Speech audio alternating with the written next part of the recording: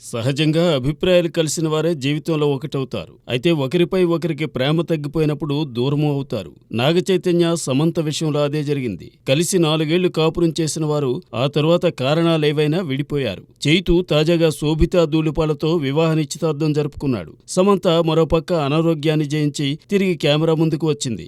ఆమె నటించిన web series Citadel honey Bunny నవంబర్లో స్ట్రీమింగ్ కాబోతోంది. మరోపక్క చైతు తండేల్లో నటిస్తున్నాడు. ఇదిలా ఉంటే నటన కాకుండా వీరిద్దరి అభిరుచులు కలిసిన సంఘటన ఒకటి చోటు చేసుకుంది. 2 రోజుల క్రితం Samantha world pickle ball league Chennai ఫ్రాంచైజ్ను సొంతం చేసుకున్నట్టు ప్రకటించింది. తాజాగా నాగచైతన్య ఇండియన్ రేసింగ్ ఫెస్టివల్లో పోటీపడే హైదరాబాద్ బ్లాక్ బర్డ్స్ ఫ్రాంచైజీని సొంతం చేసుకున్నారు.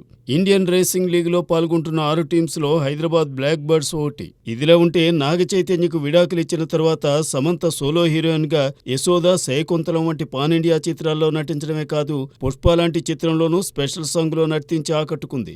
ఇప్పుడు నాగచైతన్య వివాహం చేసుకోబోతున్న శోభితకు డాన్ 3 చిత్రంలోని స్పెషల్ సాంగ్ను చేయాల్సిందిగా ఆఫర్ వచ్చిందనే వార్త సోషల్ మీడియాలో చక్కలు కొడుతోంది. వచ్చే మార్చి లేదా ఏప్రిల్లో పెళ్లిపేటలెక్కబోతున్న శోభిత మరి ఫర్హాన్ అఖ్తర్ ఇస్తున్న డాన్ 3 మూవీలోని సాంగ్ ఆఫర్ను స్వీకరిస్తుందా లేదా అనేది చూడాలి.